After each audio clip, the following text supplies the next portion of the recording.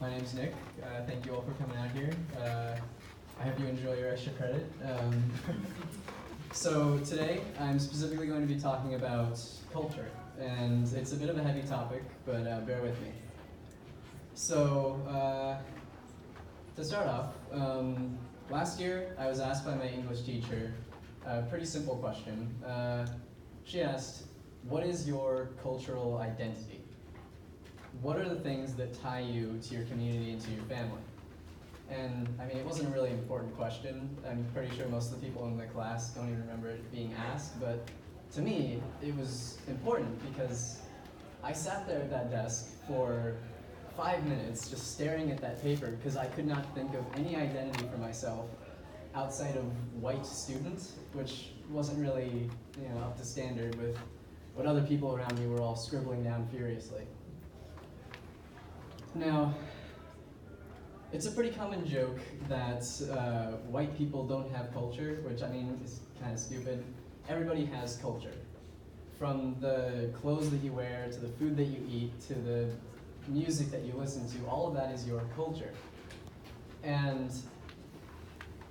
But that joke does have a little bit of merit to it, especially when you look at it in terms of American history. Specifically, everybody knows the story. For the last few hundred years, immigrants from around the world have flocked to America with their beliefs and their traditions with them. And, well, I mean, unfortunately, for the last few hundred years, we've also tried to sweep those differences under the carpet and into the great American melting pot that would hopefully turn out a big, homogeneous American culture. Obviously, we've kind of given up that now, because today we celebrate diversity, which is what we should have been doing for the last few hundred years. But, kind of getting lost. Obviously we have stopped that today, and that's the reason why a lot of us can proudly say that we are German Americans, or Asian Americans, or Hispanic Americans. We have that natural pride that comes with having an identity beyond ourselves. But what happens when you don't have that? When your culture is just American, you don't have that heritage behind you, you lose that part of your identity. You don't have that same level of pride, and that's not good. You become plain in a nation and a society where individualism and differences are striven for and are praised. So, to give you an example,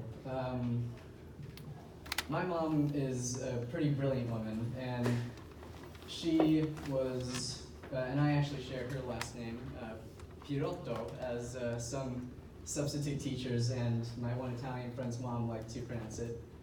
And she grew up in an Italian neighborhood, in an Italian family, speaking Italian, eating Italian foods, going to church, well, religiously, and surrounded at all times by a thriving community, and most importantly, a cultural heritage that was, well, beautiful.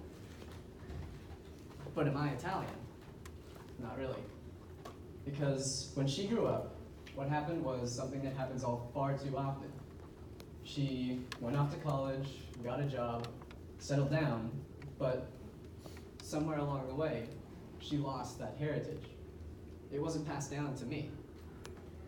To me, my last name is just a word, because it doesn't carry any of that weight that it should.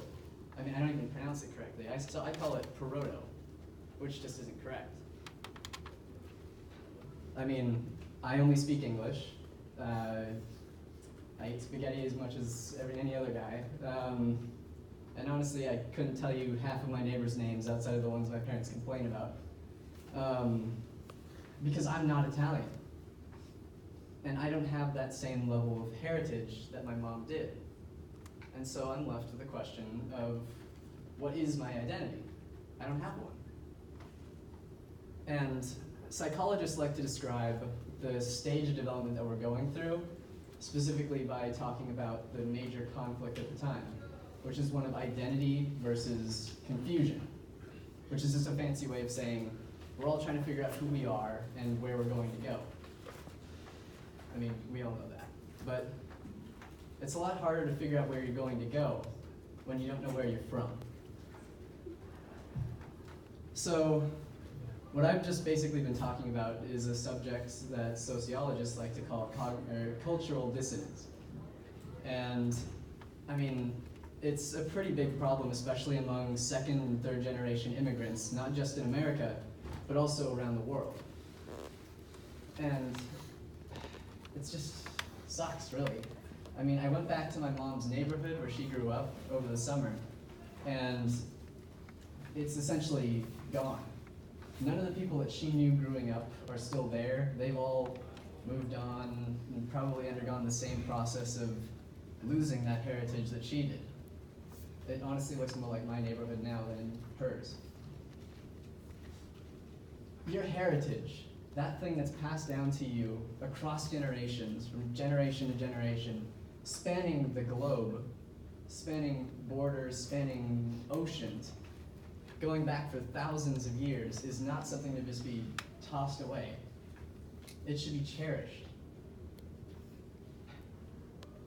And if you can take anything away from this speech, take a moment to appreciate what your heritage is and what ties you to your family and to your community. Thank you.